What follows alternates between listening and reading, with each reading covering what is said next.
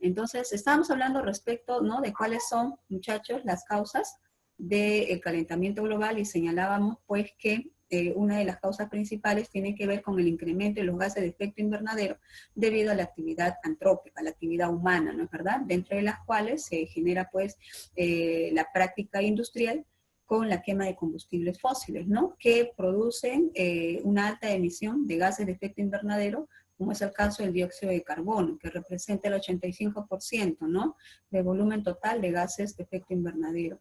Al igual que ello, el parque automotor, la deforestación, la tala indiscriminada, el aumento de la población mundial, que genera también mayor, ¿no?, demanda, mayor consumismo, está provocando, pues, ¿no?, que se incremente este problema del calentamiento global.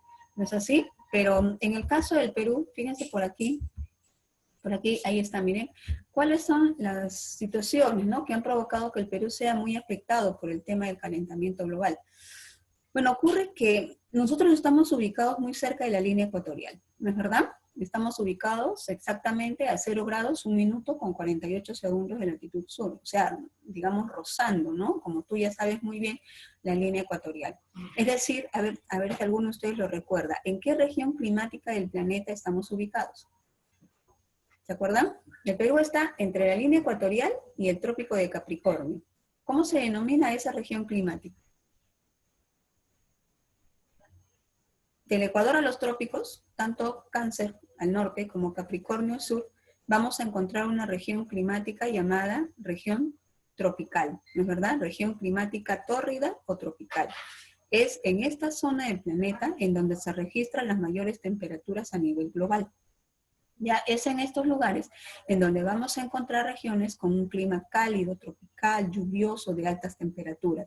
Y si tú te fijas, en el caso de nuestro país, pues esas características que acabo de mencionar lo van a presentar gran parte del territorio nacional, ¿no? Exactamente, estamos hablando de un aproximado del 60% del total de la superficie peruana, que representa obviamente a la selva, ¿no es verdad? El oriente peruano tiene esta condición climática.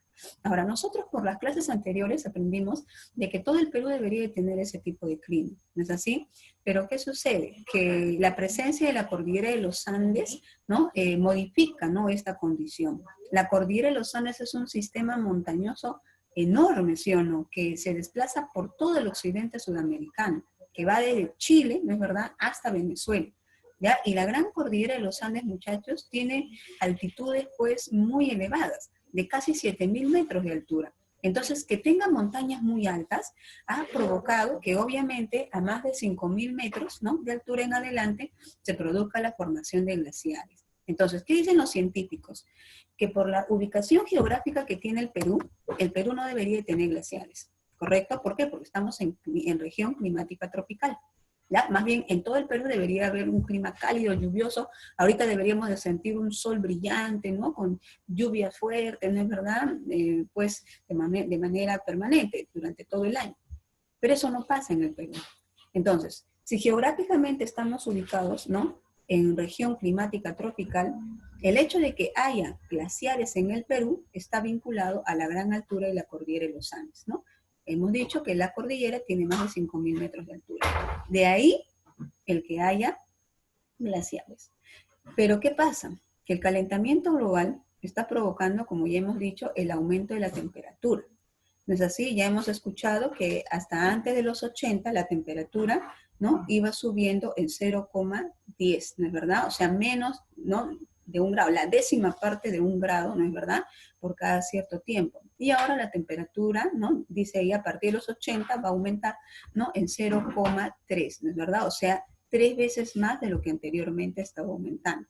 Ahora, ¿cuál es la preocupación, no? Miren, para el 2007 se decía el gran problema, la gran preocupación, ¿no?, es que la temperatura, finalizado este siglo, o sea, cuando lleguemos al 2100, la temperatura vaya a aumentar en 6 grados. ¿Qué pasaría si la temperatura aumentara en 6 grados? Pues los efectos serían calamitosos, muchachos. Habrían desastres de tal manera que gran parte de la población mundial se vería afectada. ¿No es así? Y no estamos hablando, miren, de un periodo prolongado, no estamos diciendo que de aquí al próximo milenio, no, estamos hablando de aquí a 80 años. ¿no? Y 80 años, pues, es un periodo de tiempo corto, en realidad, ¿sí o no? ¿No? Que implica 2 generaciones, ¿no? Claro, nosotros obviamente ya, pues, en algunas 2, 3 décadas, pues ya la gran mayoría de su mente de repente ya no vamos a estar, ¿no? Acompañando. Pero en 2, 3 décadas, ¿cuánto va a cambiar, no? ¿Cuánto va a cambiar, pues, el planeta, ¿no? En condiciones naturales. Yo creo que va, ¿no? Se va a seguir alterando todavía, ¿no? La situación. En el caso del Perú, fíjense ustedes aquí, dice la disminución del 40% de la superficie glacial en los últimos 30 años, ¿no? ¿Por qué ha venido retrocediendo los glaciares? Debido, lógicamente, al aumento de la temperatura, ¿no? Lo otro dice, el 67% de los desastres, como los huaicos, los deslizamientos, las inundaciones, ¿no es verdad?, están vinculadas al cambio climático. Es cierto, ¿no? Para lo que vendría a ser, pásame, hijita, pásame. Para lo que vendría a ser los años 2000 en adelante, ¿no? 2005 en adelante, el número de procesos que están vinculados con los desastres naturales se va a incrementar. Por ejemplo, en ese reportaje, en ese informe, tendría que tocarse también temas como los, ¿no?, huaicos, las inundaciones, los deslizamientos provocados, lógicamente en el Perú a comienzos de este milenio. Uno de los últimos efectos del fenómeno del Niño que nosotros sentimos fue el del año 2017, ¿no? Hace poquito, nada más, hace 3 años. Pero el impacto fue tal, chicos, que miren, a todo lo que generó el fenómeno del Niño, incluso, ¿no?, todavía los efectos del Niño se podían percibir en 18 meses. Por ejemplo, yo recuerdo que por aquel entonces, en el año 2017, aquí en la zona este de Lima, el río Rímac se desbordó. Hubo zonas que corresponden a lo que es el sector de Zárate, Lurigancho, Chosica, ¿no?, que está en la zona este de Lima, por la carretera Ramiro Prialé, que quedaron totalmente aisladas, ¿no? La zona de lo que corresponde a Carapongo, ¿no? Todo ese sector que es zona este de Lima, cercano, ¿no?, a lo que es ya el sector de Chosica, toda esa zona quedó aislada, debido a que se habían producido desbordamientos del río. No, entonces estamos hablando de situaciones, ¿no?, que ya están afectando no solamente a la población, pues, del norte del Perú, a la población de la serranía, o que está afectando, ¿no?, a las regiones de altura debido, pues, a heladas más prolongadas, ¿no?, o friaje, ¿no?, sino ya está afectando a grandes ciudades como el caso de la capital, ¿no? Así que esta situación que estamos viendo, el recrudecimiento, ¿no?, de los desastres naturales, la mayor recurrencia de ellos está vinculada al calentamiento global. ¿Ya? La agudización del periodo de estiaje y sequía, me dice. A ver, recordemos, ¿qué es el estiaje? ¿Qué será estiaje? El estiaje es el periodo de menor volumen de agua que va a presentar un río durante el año, ¿ya? Generalmente el estiaje se presenta en esta temporada, ¿no? Vamos a decir, entre julio, agosto, ¿no?, septiembre, temporada en la que como no hay lluvias en el interior del país, entonces no hay mucho volumen de agua en los ríos, ¿no? El nivel de los ríos tiende a disminuir. ¿Correcto? Ese es el periodo de estiaje, ¿ya? Pero esos periodos de estiaje se están haciendo más prolongados, más fuertes, ¿no? Por ejemplo, justo en el año 2017, el año que estamos comentando el fenómeno del Niño, mientras que el norte, ¿no?, era prácticamente arrasado por inundaciones, ¿no? Pues al igual que la zona de las quebradas por huaicos, en las zonas de las alturas del Perú no había lluvias, ¿no? Las lluvias eran escasas, ¿no? Es más, ¿no?, la temporada de lluvia empezó tardíamente. ¿En qué temporada del año comienzan las lluvias en la región andina? En diciembre. Pero en aquella ocasión yo recuerdo que diciembre la gente en la región andina manifestaba de que estaba muy preocupada porque la lluvia no comenzaba. Llegó diciembre, ¿no?, enero, nada. Recién en febrero empezaron las lluvias intensas. Entonces eso, ¿qué provocó? Pérdidas económicas. ¿Por qué? Porque la gente prepara sus tierras para desarrollar la agricultura desde fines de año. Estamos hablando de noviembre, ¿no? Noviembre, diciembre, ya ellos pues ya cultivaron. Están esperando a que llueva nada más para que obviamente, ¿no?, la naturaleza haga el resto del trabajo. Pero si las lluvias, ¿no?, digamos, pues, ¿no?, se van a demorar en llegar, Esto va a conllevar, por supuesto, a un grave problema, ¿no?, en el proceso de la producción en el campo, ¿ya? O sea, esta situación sí está afectando al interior del país, a las economías, ¿no?, agrícolas del interior del país. Niveles muy altos, dice, de radiación ultravioleta en las ciudades como Lima y Arequipa, ¿no? Bueno, eso tiene que ver también con el problema del cambio climático, que no solo afecta a nivel de lo que es, pues, la capa de la troposfera, en donde se da el clima, el tiempo atmosférico, sino también afecta a la estratosfera, en donde nosotros sabemos por una clase anterior que se va a encontrar la capa de ozono, ¿no?, que también ha sido afectada por el problema de la actividad industrial debido a la emisión de los gases llamados gases fluorocarburados, ¿no es verdad? Estos gases emitidos hacia el ambiente generan, pues, problemas de daño, ¿no?, a nivel de lo que es la capa de ozono. Y con ello, afectación, obviamente, pues, a la población, ¿no? Incremento de enfermedades tropicales, como el dengue, la chikungunya, la Zika, por ejemplo, ¿no?, que han afectado fuertemente a nuestro país. Por ejemplo, chicos, hace poquito, antes de que se desatara todo esto del problema del COVID en nuestro país, ¿recuerdan ustedes qué problema de salud estaba afectando fuertemente al Perú, principalmente a la selva peruana? ¿No? Ya habían registros de muchas personas que habían muerto como consecuencia de dengue, ¿sí o no? Inclusive, yo recuerdo, estoy hablando de hace unos meses atrás nada más, ¿eh?, que en los noticieros se vertía información respecto de que en la zona norte de Lima, en distritos como Puente Piedra, en Caraballo, ya se habían presentado casos de dengue, ¿no? Y por eso es que el Ministerio de Salud, a través, ¿no?, obviamente de sus trabajadores, se habían desplazado hacia esa zona, tratando de orientar a la población, ¿no?, de lavado adecuado de los depósitos de agua, ya que, pues, uno de los grandes problemas que hay en la capital es que hay un porcentaje muy alto de la población en Lima que carece de agua potable, ¿no?, que tiene que conseguir el agua, pues, a través de camiones cisterna, ¿no? Y depositar el agua, pues, en recipientes que obviamente no están en condiciones adecuadas como para poder soportar días, ¿no?, digamos, dentro, pues, de ese recipiente, ¿no? Entonces, lo que les decían era, ¿no?, que tenían que mantener la limpieza, el cuidado de los depósitos de agua, lavarlos de tal o cual manera, pero ya había casos de dengue.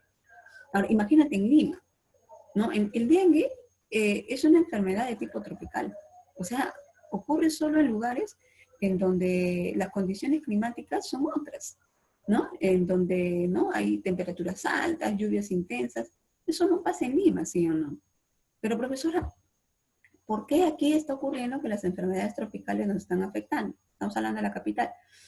Porque lamentablemente, como el planeta se está tropicalizando, o sea, la temperatura está aumentando, pues las mismas, ¿no?, especies, ¿no?, de insectos, de animales están desorientados y se están desplazando hacia otros sectores. Aparte de ello, que también, miren, hay especies de animales que han desaparecido, ¿no?, como consecuencia, por ejemplo, de la tala indiscriminada, ¿no?, de la práctica de otras actividades como la minería ilegal, ¿no?, entre otras más. Por ejemplo, se dice que hay una especie de animales que se alimenta a base de estos insectos, ¿no?, que son justamente las ranas, los sapos.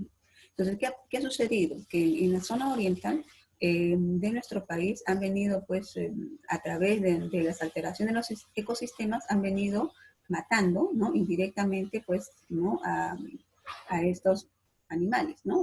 Caso de ranas, de sapos. Entonces, al matarlos, ¿no?, ha ocasionado que, pues, estos animalitos que ya no pueden alimentarse porque no pueden alimentarse de estos insectos, han provocado también que estos insectos invadan otras zonas, otros espacios, con lo cual, obviamente, se ha generado la proliferación de las enfermedades. Entonces, si tú te fijas, la actividad humana está inmiscuida en todos estos problemas que estamos comentando, ¿no?, de manera directa o indirecta. Disminución del fitoplancton en el mar, dice, y en consecuencia menor disponibilidad de recursos mineros. también es algo que se ha venido generando como consecuencia de pues la mayor radiación ultravioleta, al igual que el calentamiento global, ¿no? El hecho de que haya zonas desérticas, ¿no? Que haya pues disminución de agua en los suelos, la pérdida de la biodiversidad, también está vinculada con el problema del calentamiento global en el Perú. Miren, y aquí una imagen de justamente Pastoruri, que se encuentra en el departamento de Ancash. Estas imágenes corresponden a comienzos del siglo XXI, ¿no? Este milenio, ¿no? Aquí vemos, por ejemplo, para el año 2001, miren la extensión, ¿no? Del glaciar, para el año 2007 en junio, y miren para ese mismo año en octubre. Preocupante, ¿no es verdad? O sea, cada vez está retrocediendo de manera mucho más rápida, ¿no? Así que habría que ver qué situaciones, ¿no? Más puede generar el calentamiento global en el Perú. Aquí está, miren, ¿no? Desertificación de los suelos, mayor recurrencia de desastres como los huaicos, ¿no es verdad? Al igual que ello las inundaciones, ¿no? Esta imagen, chicos, que se vio en el año 2017 de una mujer, ¿no? Que salía de los escombros, ¿no es verdad? Que había sido arrastrada, ¿no? Por todo, pues, un proceso, ¿no? De deslizamiento, ¿no?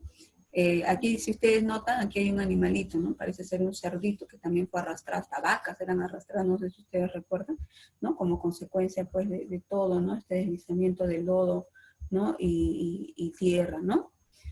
Y bueno, respecto de ello, ¿qué es lo que se ha tratado de hacer? En el año 97, chicos, se lleva a cabo la firma del protocolo de Kioto en Japón, que si bien es cierto se firma en aquel año, recién entra en vigencia en el año 2005. Y ese protocolo tiene como objetivo principal reducir la emisión de los gases de efecto invernadero, principalmente de 6 gases, ¿no? Que están acá, miren, ¿ah? El dióxido de carbono, el gas metano, el óxido de nitroso, los hidrofluorocarburos, los perfluorocarbonos y los hexafluoruros de azufre. ¿Ya? De los cuales, como sabemos muy bien, el que representa el mayor volumen sería el dióxido de carbono. Entonces, en aquella oportunidad, en el protocolo de Kioto se planteó la necesidad de reducir la emisión, pues, principalmente del CO2. ¿Ya? Profesora, ¿cuál fue la meta que se trazó en aquella oportunidad?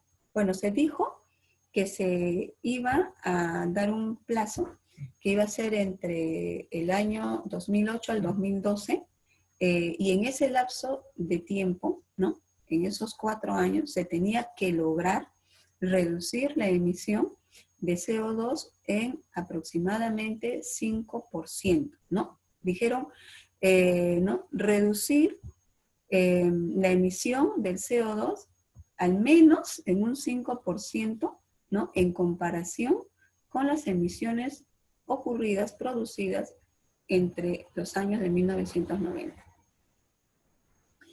Bueno, ya pasó 2012, estamos en 2020, habría que preguntarse cuál fue el resultado, ¿no? Del protocolo de Kioto. Bueno, para el año 2013 se lleva a cabo pues nuevamente la necesidad de reformular el protocolo de Kioto, puesto que los objetivos iniciales no se habían alcanzado, ¿no? Esos objetivos ni siquiera se habían acercado, ¿no? A lo que habían planteado. Es más, se produjo el hecho de que la temperatura había aumentado más, ¿no?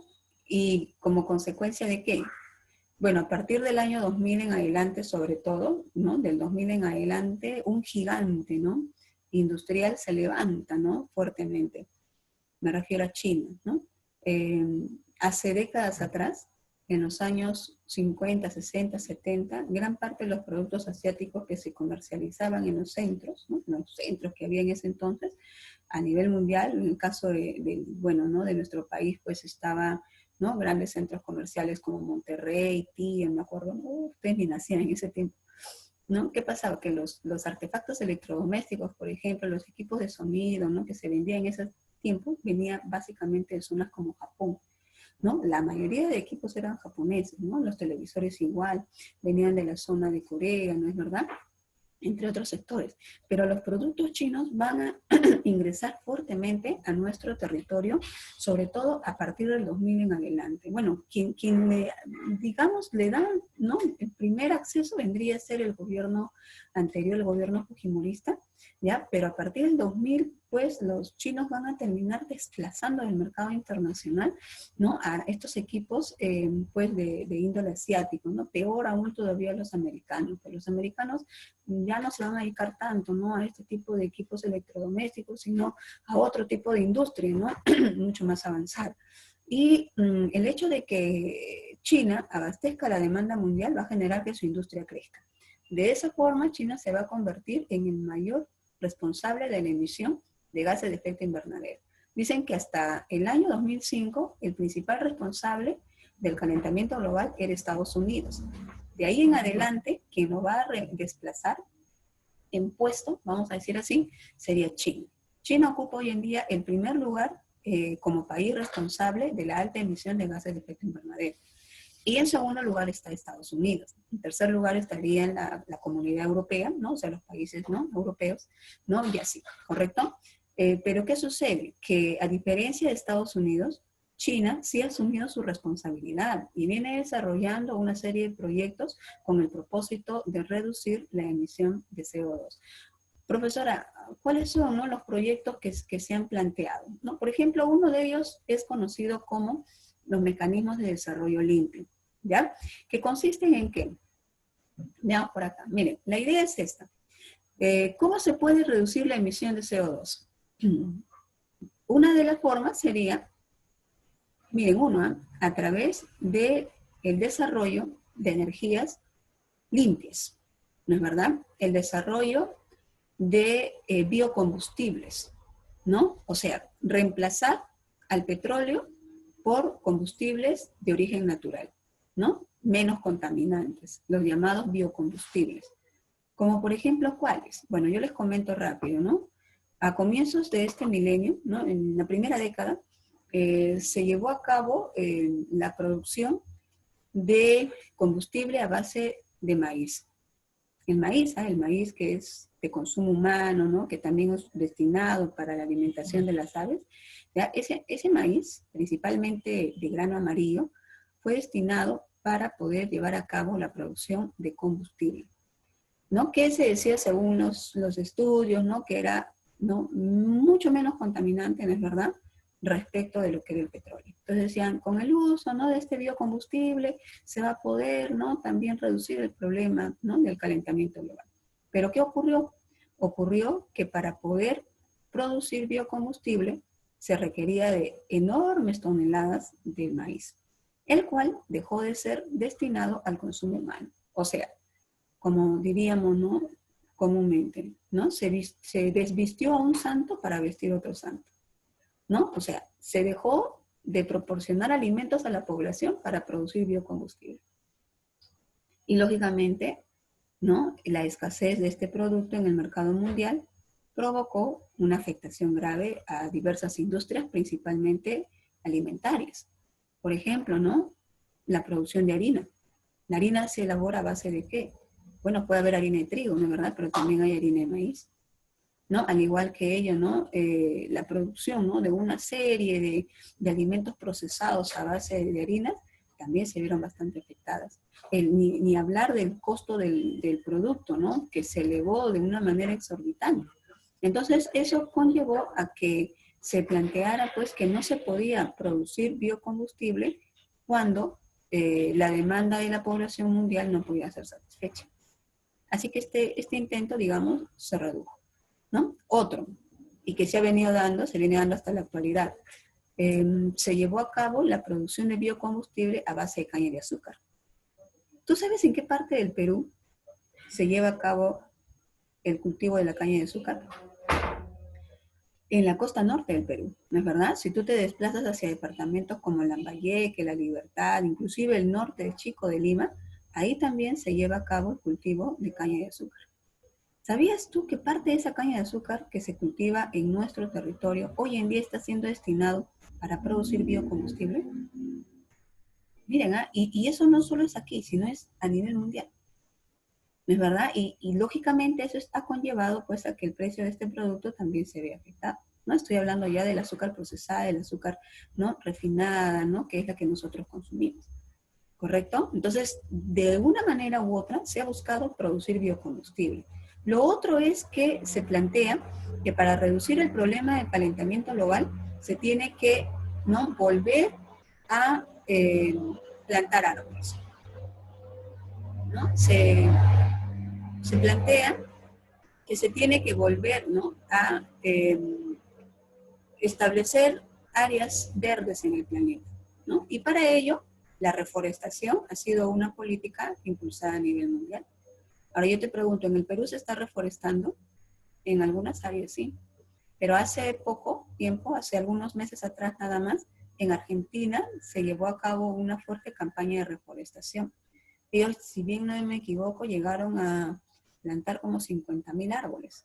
En China más todavía, ¿no? O sea, están buscando estas alternativas, pero que no son suficientes, muchachos. ¿Por qué? Porque a la par que se está reforestando, se está produciendo biocombustible, también la industria está creciendo.